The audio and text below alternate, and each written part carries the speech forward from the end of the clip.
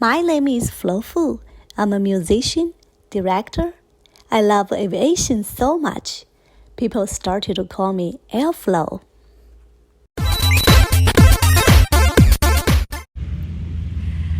Today is the last day of Oshkosh 2023.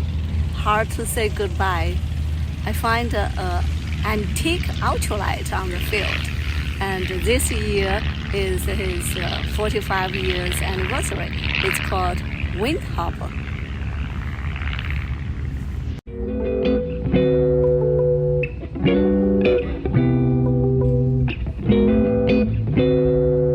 Hey everybody, thanks for coming and checking out my Weedhopper. This is the 45th anniversary of the Weedhopper's invention by a man named John Chota.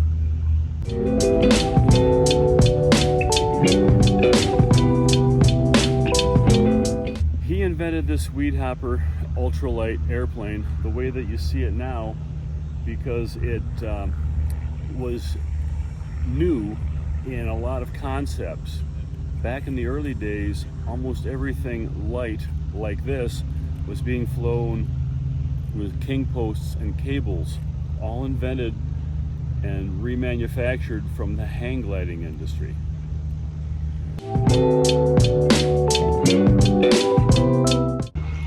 The most interesting thing about this design for its time was the fact that it used struts and had two-axis control with the stick and rudder instead of using weight shift design like hang gliders.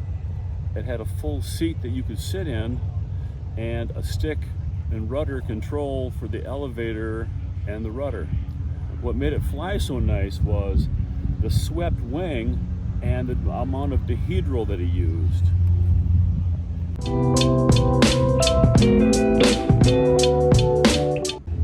Can you show me around?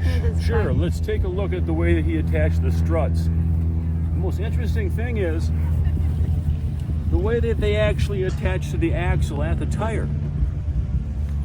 And it's put together with stainless steel tangs, and that's a standard wheelbarrow tire with one of the hubs cut off of it.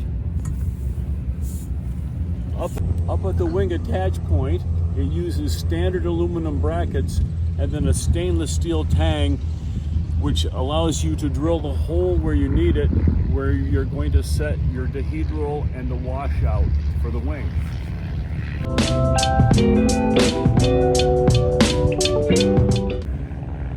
So, as you're putting the plane together, before you put the ribs in, this top wingtip bow bolts to the trailing edge of the wing, and then the ribs are slid in and they're fastened with these little hook pieces. You just push them in the pocket.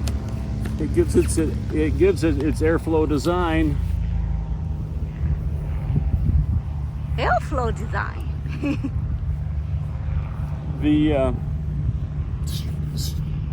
wing only has 3 internal parts.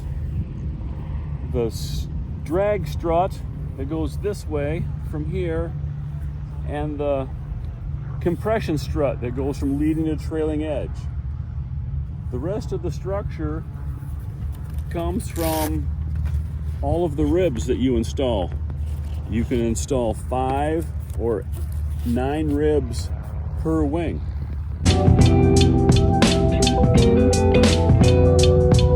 So, born to fly, forced to work was John Chota's motto for his business because he loved flying so much.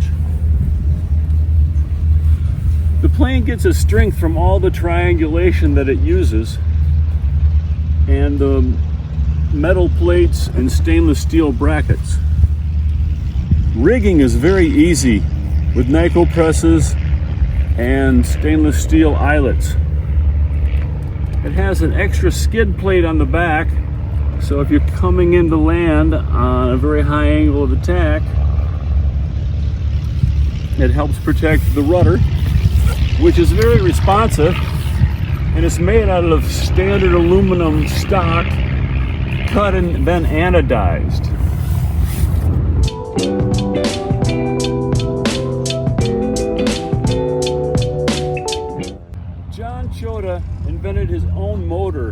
his own Weedhopper. In the earliest days, engines were very hard to come by for this application. He casted his own motor and called it the Chodia 430. This plane has been updated to an American-made Cuyuna engine, which was replicated similar to a JLO, which was an early day snowmobile motor.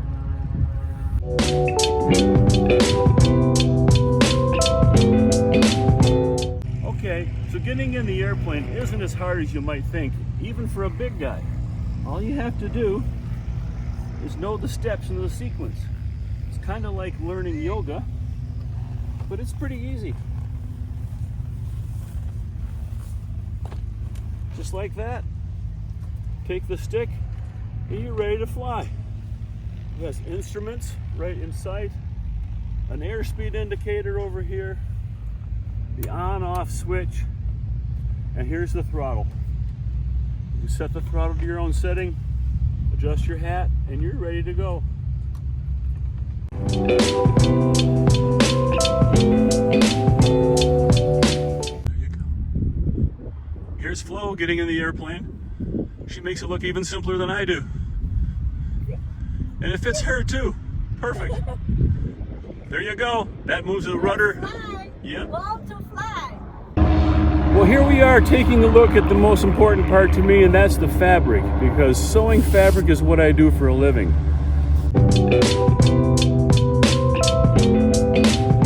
I make the fabric for ultralights and light sport airplanes like this for over 20 different models.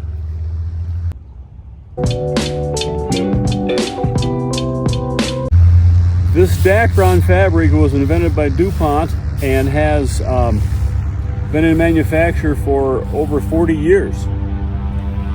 At my shop, I have over 20 different patterns for different models, and if I make the design that you have, you just call me up, we talk about it, you place an order, and in 6 or 8 weeks, you can have a brand new set of sails for your airplane, like the Rands, the Challenger.